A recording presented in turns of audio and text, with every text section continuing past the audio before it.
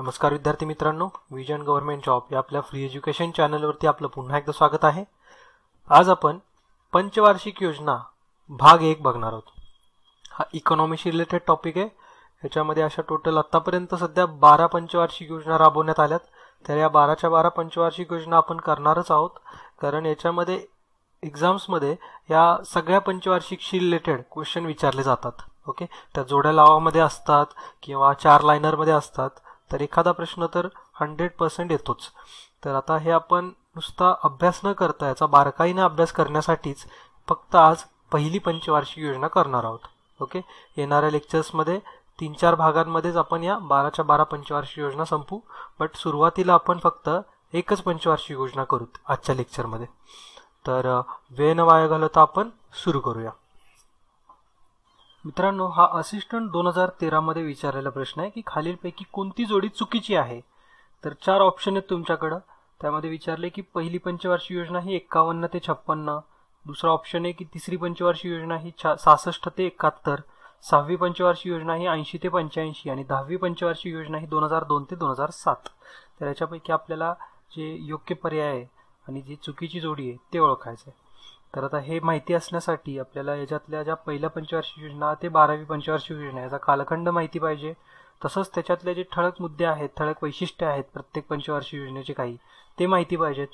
तर आता हे लेक्चर ज्यावेळेस तुम्ही बघाल तर याचा आन्सर तर तुम्हाला भेटेलच, बरोबरच बऱ्याच काही गोष्टी आहेत, बरेच टर्म्स आहेत, त्या सगळ्या क्लिअर होऊन जातील. तर आता आपण पहिली पंचवार्षिक योजना आणि त्याचं हिस्टॉरिकल बॅकग्राऊंड बघूत. पंचवार्षिक योजना त्याच्या नावामध्येच आहे, पंच म्हणजे 5. देशामध्ये असा 5 वर्षांसाठी आराखडा तयार केला जातो देशाच्या विकासासाठी, ग्रोथसाठी. तर हा असा आराखडा पहिल्यांदा पंडित जवाहरलाल नेहरूंनी 8 डिसेंबर 1951 संसदेमध्ये मांडला. यालाच आपण पहिली पंचवार्षिक योजना म्हणून ओळखतो. जरी हा 8 डिसेंबर 1951 मांडला असला तरी सुद्धा ह्याचा जो कालावधी आहे हा 1 एप्रिल 1951 ते 31 मार्च 1956 हा पकडला जातो. ओके, तर याच्याबद्दल आपण आणखीन जाणून घेऊयात. या पंचवार्षिक योजनांना सुरुवात करण्याआधी आपण त्याचं थोडंसं हिस्टॉरिकल बॅकग्राऊंड जाणून घेऊयात. त्याच्या आधी जस्ट काय सुरू होतं तर 1950 एक प्लॅनिंग कमिशन म्हणून एक बॉडी फॉर्म करण्यात आली. सध्या आपण त्याला नीती आयोग म्हणतो. तर हे प्लॅनिंग कमिशन आर्थिक नियोजनाची केंद्रीय संस्था म्हणून ओळखली जाते. 28 मार्च 1950 याची पहिली बैठक झाली आणि त्याचे अध्यक्ष होते पंडित जवाहरलाल नेहरू. ह्याचे उपाध्यक्ष आणि जे सदस्य आहेत बाकीचे, ह्यांची निवड गव्हर्नमेंटकडून म्हणजे शासनाकडून केली जाते. या सदस्यांमध्ये अर्थशास्त्रज्ञ, नियोजन मंत्री, विचारवंत आणि एक सचिव हे याची पूर्ण बॉडी. ओके, आता ह्याचं नेमकं वर्किंग काय होतं ते आपण जाणून घेऊयात. नियोजन आयोग हे घटनाबद्ध सल्लागार मंडळ म्हणून कार्य करते. उद्दिष्टांचे टप्पे ठरवणे आणि त्या दृष्टीने नियोजन करणे, तसेच आर्थिक विकासातील अडथळे दूर करणे हे सगळे या प्लॅनिंग कमिशनचं काम. त्यानंतर योजनांचे वेळोवेळी मोजमापन करणे आणि त्यात बदल करणे, तसंच योजना अंमलात आणण्यासाठी जी यंत्रणा विकसित करायचं काम आहे हे सुद्धा या प्लॅनिंग कमिशनकडेच आहे. तसेच देशातील संसाधने, भांडवल, भौतिक साधनसंपत्ती यांचा अभ्यास करून त्यांचा योग्य उपयोग कसा करता येईल हे सुद्धा ठरवण्याचं काम नीती आयोग करते. त्यालाच सध्या नीती आयोग म्हणतो आपण, त्यावेळेस त्याला प्लॅनिंग कमिशन असं नाव होतं. ओके, तर हे सगळं झालं या नियोजन आयोग म्हणजेच प्लॅनिंग कमिशनचं पूर्ण काम. आता इथून पुढं आपण आपले या सब्जेक्ट या लेक्चरमधल्या मुख्य टॉपिककडे वळूत. तर या टेबलमध्ये तुम्हाला पहिली ते 12वी पंचवार्षिक योजना या सगळ्यांचा कालखंड दिलाय आणि मुख्य भार कशावरती देण्यात आला होता तर हे सुद्धा दिले. म्हणजे पहिली पंचवार्षिक योजना ही याच्यातमध्ये मुख्य भर हे कृषीवरती देण्यात आलं होतं आणि ही कधी राबवण्यात आली तर 1951 ते 56. तर तशाच पद्धतीने हे बाकीच्या पण गोष्टी आहेत, शॉर्टमध्ये आहे. तर तुम्ही हे पण लक्षात ठेवायचंच आहे, कारण याच्यावरती डायरेक्टली जोड्या लावामध्ये जसं आपण पहिला क्वेश्चन बघितला आहे तशा प्रकारे क्वेश्चन येऊ शकतात की मुख्य भर ते देतील आणि इकडे योजनांचे म्हणजे पहिली योजना, दुसरी योजना, तिसरी योजना असं, आणि मग ते जोड्या लावा विचारतील. तर हा चार्ट पण तुम्ही लक्षात ठेवा. असाच अजून एक चार्ट आहे, त्याच्यामध्ये नियोजित वृद्धी दर, प्राप्त वृद्धी दर आणि कुठलं मॉडेल म्हणजेच प्रतिमान कुठलं यूज केलं होतं ते दिलंय. म्हणजे पहिली पंचवार्षिक योजनेमध्ये अपेक्षित होतं की 2.1% ग्रोथ व्हावी, बट प्राप्त ग्रोथ म्हणजे जी ॲक्च्युअल ग्रोथ झाली ही 2.1 पेक्षा जास्तच झाली, म्हणजे आपल्या अपेक्षेपेक्षा जास्त ग्रोथ झाली इथं. तर 3.6 पर्यंत ग्रोथ झाली. आणि हे जे मॉडेल यूज केलं होतं हे पंचवार्षिक योजना राबवण्यात, तर त्यांचं नाव होतं हेरॉड डोमर. तर हेरॉड डोमर यांच्या मॉडेलनुसार ही पहिली पंचवार्षिक योजना राबवण्यात आली. तर असेच हे पण बाकीच्या पण 12 पर्यंत दिल्यात.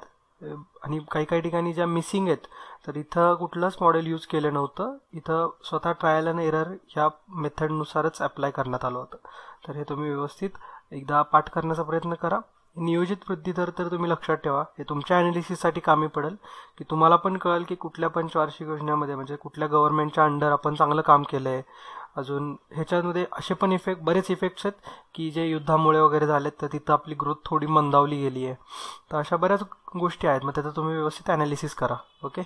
आणि या ॲनालिसिसमधूनच तुमचा व्यवस्थित अभ्यास पण होणार आहे. आता आपण आपल्या लेक्चरच्या मेन कोअर टॉपिककडे येऊयात, म्हणजे मुख्य विषयाकडं. तो म्हणजे पहिली पंचवार्षिक योजना. ही 1951 ते 56 या कालखंडामध्ये राबवण्यात आली. त्याचा कालावधी आहे 1 एप्रिल 1951 ते 31 मार्च 1956.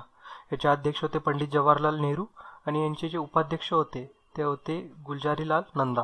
हे भारतरत्न विजेते आहेत. ओके. आता याचा जे मुख्य उद्देश होता तो म्हणजे अन्नधान्याची आयात कमी करणे. याच्यासाठी कृषी क्षेत्राला प्राधान्य देणे गरजेचं होतं. आणि ही एकमेव अशी पंचवार्षिक योजना आहे की ज्याच्यामध्ये वस्तूंच्या किमती कमी झाल्या होत्या. ओके. तर हे तुम्ही लक्षात ठेवा. याच्यावरती विचारू शकतात विचारलं तर, की कुठल्या पंचवार्षिक योजनेमध्ये वस्तूंच्या किमती कमी झाल्यात. तर ही एकमेव अशी पंचवार्षिक योजना आहे, पहिलीच, की ज्याच्यामध्ये वस्तूंच्या किमती कमी झाल्यात. ओके. आता आपण पुढं बघूत. या योजनेचे नाव पुनरुत्थान योजना असं देण्यात आलं होतं. योजनेसाठी लागणारा खर्च हा ॲक्च्युली मराठी मीडियम पुस्तकांमध्ये वेगळे पर्सेंटेज आहे आणि जे विकिपीडियावरती अवेलेबल आहे ते पर्सेंटेज थोडं वेगळं आहे. बट एक्झॅक्टली तुम्हाला पर्सेंटेज लक्षात ठेवण्याची गरज नाही आहे, म्हणजे कुठल्या क्षेत्रात किती पर्सेंटेज खर्च करण्यात आला. फक्त एवढं लक्षात ठेवा की प्राधान्य कुठल्या क्षेत्रामध्ये देण्यात आलं होतं. ओके. तर सार्वजनिक क्षेत्रामध्ये एकूण 2378 करोड एवढा खर्च करणे अपेक्षित होतं, बट 1960 कोटी एवढा खर्च करण्यात आला ॲक्च्युअलमध्ये. ओके. आता याच्यामध्ये सगळ्यात जास्त कृषी क्षेत्राला प्राधान्य देण्यात आलं होतं. त्यानंतर वाहतूक, दळणवळण, त्यानंतर सामाजिक सेवा, ऊर्जा आणि उद्योग. ओके. तर हे आपल्या मराठी पुस्तकांमधला डेटा आहे. जर विकिपीडियावर तुम्ही बघाल तर थोडा डेटामध्ये फरक आहे. तर हे पर्सेंटेज तुम्हाला कधी क्वेश्चनमध्ये एक्झाममध्ये विचारणार सुद्धा नाहीत. तुम्हाला फक्त विचारतील की कुठल्या क्षेत्राला सगळ्यात जास्त प्राधान्य देण्यात आलं होतं. तर तुम्ही तेवढं लक्षात ठेवा की कृषी क्षेत्राला सगळ्यात जास्त प्राधान्य देण्यात आलं. खाजगी क्षेत्रामध्ये एकूण 1800 कोटी गुंतवणूक करण्यात आली होती. ओके. तर या पहिल्या पंचवार्षिक योजनेमधून काही निष्कर्ष आपल्याकडे भेटतात. ते म्हणजे की जसं की मी तुम्हाला सांगितले की ही अशी एकमेव योजना आहे की ज्याच्यामध्ये वस्तूंच्या किमती कमी झाल्यात.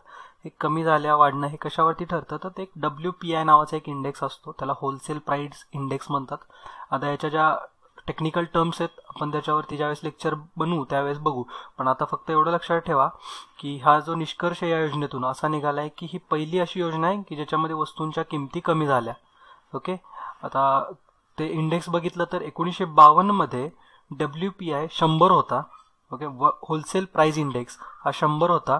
तेच या योजनेच्या शेवटाला म्हणजे 1955 मध्ये हा 95 झाला. WPI 95 झाला, म्हणजे 5 कमी झाला, म्हणजेच वस्तूंच्या किमती कमी झाल्या. सेकंड पॉईंट आहे महत्त्वाचा की परकीय व्यवहारामध्ये संतुलन आलेलं दिसतं. संतुलन कसं येईल, जर आपण आयात कमी केली म्हणजे आपण बाहेरून देशांकडून माल घ्यायचा कमी केला आणि आपल्या इथं उत्पादन वाढलं की ते झालं व्यवहारातलं संतुलन. तर असंच आपल्याला दिसून येते की आयात कमी झाली व अन्नधान्यांच्या उत्पादनात योग्य अशी वाढ पण झाली आहे. ती वाढ कशी आहे तर 1950 मध्ये अन्नधान्याचं उत्पादन हे 50 दशलक्ष टन एवढं होतं. 55-56 मध्ये हे उत्पन्न वाढून 65.8 दशलक्ष एवढं झालं, म्हणजे जवळजवळ 15.8 दशलक्ष टनांनी वाढ झालेली आहे उत्पादनात. अपेक्षित वाढ होती ती होती 61.6 दशलक्ष टन, बट अपेक्षेपेक्षा जास्त आपण या पहिल्या पंचवार्षिक योजनेमध्ये प्रगती केलेली आहे. महत्त्वाचा मुद्दा म्हणजे की वृद्धी दर हा 2.1% अपेक्षित होता, मात्र तो वाढून 3.5% झालाय. आणि अजून एक महत्त्वाचा म्हणजे की या योजनेमध्ये असं कळालं आपल्याला की राष्ट्रीय उत्पन्नात सुद्धा वाढ झाली आहे, ती पण 18%नी. ओके, तर या सगळ्या फॅक्च्युअल इन्फॉर्मेशन आहे, थोडीशी महत्त्वाची आहे.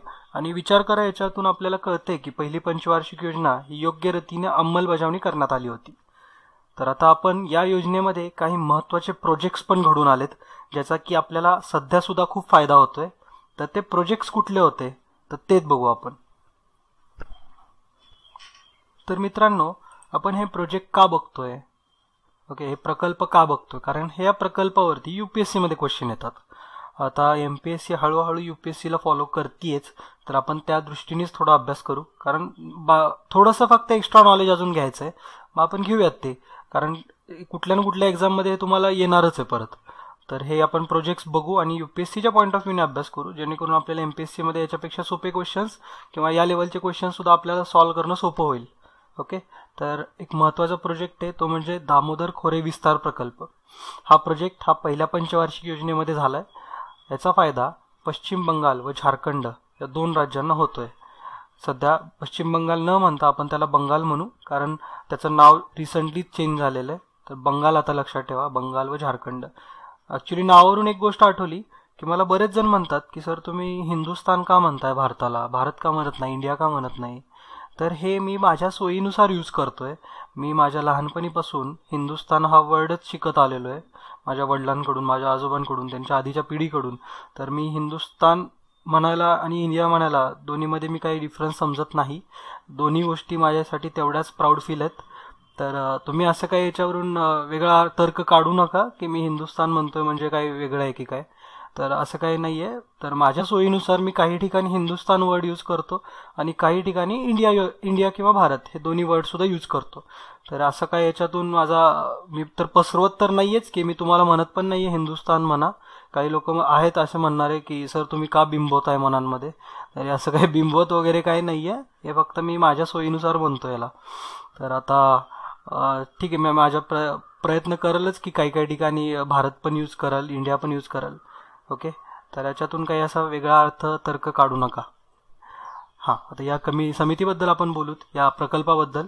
तर ह्याची एक समिती स्थापन करण्यात आली होती, त्यांचं नाव आहे डॉक्टर मेघनाथ साहा. तर या समितीने अशी शिफारस केली की हा दामोदर खोरे प्रकल्प असा तयार करावा.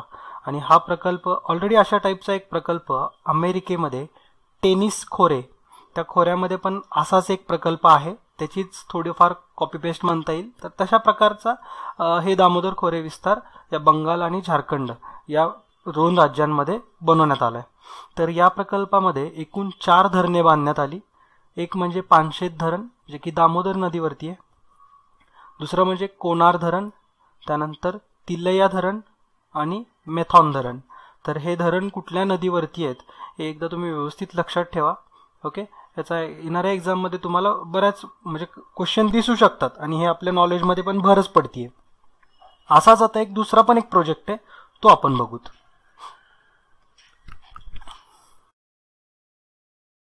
भाकरा नांगल प्रकल्प. तर हा 1955 मध्ये पूर्ण झाला. सतलज नदीवरती हा प्रकल्प आहे. भाकरा आणि नांगल हे 2 वेगवेगळे प्रोजेक्ट आहेत. भाकरा हिमाचल प्रदेशमध्ये तर नांगल पंजाबमध्ये आहे. आणि याचा जो लाभ आहे, या धरणांचा लाभ आहे या प्रकल्पाचा, तर याच्यातून जो सिंचन आणि ऊर्जा जी भेटतीये त्याचा लाभ 4 राज्यांना होतोय: पंजाब, हिमाचल प्रदेश, हरियाणा आणि राजस्थान. ही 4ही नावं लक्षात ठेवा. आणि हा प्रकल्प पण कुठला प्रकल्प कुठे आहे हे पण लक्षात ठेवा. ओके, पुढचा प्रकल्प बघू आपण. कोसी धरण. तर हे जे धरण आहे हे नेपाळ आणि भारत यांच्यामध्ये करार करून उभारण्यात आलंय. ही कोसी नदी सध्या तिला आपण सप्तकोसी नावाने सुद्धा ओळखतो. ही नेपाळ आणि बिहार या दोन भागांमधून वाहते. तर हा प्रकल्प नेपाळ आणि भारत यांच्या करारामधून उभारण्यात आलाय. तसाच हिराकूड एक धरण आहे. हिराकूड धरण एकदम विशेष धरण आहे. याचा व्यवस्थित तुम्ही वाटलं तर इमेजेस वगैरे बघा, कारण हे जगातलं सगळ्यात मोठं मातीचं धरण आहे, ज्याची की लेंथ आहे 26 किलोमीटर. ओके, हे ओडिशा राज्यामध्ये येतं. 13 जानेवारी 1957 पंडित जवाहरलाल नेहरू यांच्या हस्ते याचं उद्घाटन झालंय. ओके, हा पण एक महत्त्वाचा प्रकल्प आहे. सिंद्री खत कारखाना. तर हा धनबाद जिल्ह्यामध्ये झारखंडमधल्या सिंद्री गावामध्ये याचा स्थापना करण्यात आली 1951. हा भारतातला पहिला खत कारखाना होता, पण याला काही कारणास्तव 2002 मध्ये बंद पण करण्यात आलाय. पुढचा प्रकल्प आहे म्हणजे हिंदुस्तान अँटीबायोटिक्स. तर या नावाची कंपनी पंडित जवाहरलाल नेहरूंनी पिंपरीमध्ये पुण्यात स्थापन केली. याच्यातून स्वस्त किमतीची औषधं निर्माण करणे हा या प्रकल्पाचा उद्देश. या पहिल्या पंचवार्षिक योजनेमधली महत्त्वाची घटना म्हणजे स्टेट बँक ऑफ इंडिया तयार झाली. आता ही तयार झाली असं मी मुद्दाम वर्ड यूज केला आहे, कारण आपण जर हिस्टॉरिकल बॅकग्राऊंड बघितले या स्टेट बँक ऑफ इंडियाचं, तर आधी bank of Kolkata, bank of Bombay आणि बँक ऑफ मद्रास अशा 3 बँका मर्ज झाल्या आणि 1921ला एक बँक फॉर्म झाली. त्याचं नाव होतं इम्पिरियल बँक. ओके, कुठल्या 3 बँक? तर बँक ऑफ कोलकाता, बॉम्बे आणि मद्रास. ह्याच्यातून एक फॉर्म झाली बँक 1921ला, त्याचं नाव होतं इम्पिरियल बँक.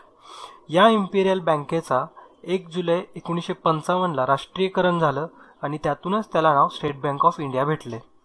आता एवढी माहिती या स्टेट बँक ऑफ इंडियासाठी सफिशियंट आहे. ज्यावेळेस आपण बँक्सवरती एक लेक्चर बनवू त्यावेळेस तुम्हाला मी RBIचं हिस्टॉरिकल बॅकग्राऊंड पण सांगेल आणि बऱ्याच गोष्टी आहेत बँक्स रिलेटेड, ते पण बघूत आपण. दुसरा महत्त्वाचं म्हणजे औद्योगिक विकास व नियमन अधिनियम 1951 हे संमत करण्यात आले. पहिल्या पंचवार्षिक योजनेमधला एक महत्त्वाचा कार्यक्रम म्हणजे समुदाय विकास कार्यक्रम, यालाच CDP पण म्हणतात. 2 ऑक्टोबर 1952 पासून हा कार्यक्रम सुरू करण्यात आला. ह्याचे बरेच उद्दिष्ट आहेत, खेड्यांचा विकास होणे वगैरे. ह्याच्यातूनच पंचायत राज ही टर्म बाहेर आली आहे. तर पंचायत राज भाग 1 मध्ये या समुदाय विकास कार्यक्रमाबद्दल आपण डिटेल एक्सप्लेनेशन बघितलेलं आहे. याची उद्दिष्टे काय होती वगैरे सगळं बघितलंय, तर ते पण बघून घ्या, म्हणजे तुम्हाला हे समुदाय विकास कार्यक्रम काय होतं याच्याबद्दल पूर्ण माहिती भेटेल. तसाच एक राष्ट्रीय विकास योजना नावाचा पण एक कार्यक्रम सुरू करण्यात आला. हे कशासाठी? तर समुदाय विकास कार्यक्रमाची अंमलबजावणी करण्यासाठी. तसंच IITची स्थापना सुद्धा याच पहिल्या पंचवार्षिक योजनेतून झाली. IIT खरगपूर हे पहिलं कॉलेज आहे IITचं. ओके, एवढी माहिती आणि हे प्रोजेक्ट सगळे पहिल्या पंचवार्षिक योजनेमध्ये झालेले आहेत. तर जो क्वेश्चन आपण लेक्चरच्या सुरुवातीला बघितलेला, तर इथं आपल्याला त्याचा आन्सर कळेल. पहिली पंचवार्षिक योजना ही 1951 ते 56 या कालावधीमध्ये राबवण्यात आली होती, हे बरोबर आहे. तिसरी पंचवार्षिक योजना ही 1966 ते 71 असं त्यांनी म्हणलेलं आहे. बट हा ऑप्शन चुकीचा आहे, कारण आपल्याला माहिती आहे की पहिली पंचवार्षिक योजना 51 ते 56 झाल्यावर दुसरी योजना ही लगेचच 56 ते 61. त्यानंतर तिसरी पंचवार्षिक योजना होती ती 1961 ते 1966 मध्ये राबवण्यात आली. तर हा जो ऑप्शन 2 आहे हे आपला आन्सर असेल. असेच काही प्रश्न आहेत जे की एक्सपेक्टेड आहेत, पुढच्या काही म्हणजे येणाऱ्या एक्झाम्समध्ये येऊ शकतात. ते आता इथून पुढे तुम्ही बघा, व्यवस्थित पॉज करून त्याचा आन्सर तुम्ही कमेंटमध्ये पण मेन्शन करा. ओके, आता थोडीशी माझी हेल्थ इश्यू असल्यामुळं आपण याच्या आधी लेक्चर बनवलेले नाही आहेत. आता थोडा आपला तो जो टाईम वेस्ट गेला आहे हा रिकवर करायचाच आहे. तर याच्यासाठी मी प्रयत्न करेल की लवकरात लवकर पटपट तुमच्यापर्यंत लेक्चर घेऊन येण्याचा. तर खरंच त्याबद्दल मनापासून सॉरी. थोडी तब्येत ठीक नसल्यामुळेच आपल्याला डिले झाला आहे, बट अजूनसुद्धा काही वेळ गेलेली नाही आहे. आपण लवकरात लवकर त्याच्यातून रिकवर होण्याचा प्रयत्न करू. ओके, तर आता इथून पुढचे जे क्वेश्चन आहेत हे पॉज करून त्याचं व्यवस्थित तुम्ही ॲनालिसिस करा आणि आन्सर कमेंट बॉक्समध्ये मेन्शन करा. ओके,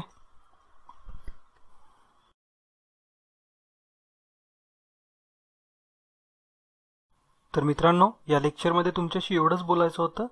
भेटूया एका पुढच्या भागामध्ये, ज्यामध्ये आपण दुसरी आणि तिसरी दोन्ही पंचवार्षिक योजना कंप्लीट करू.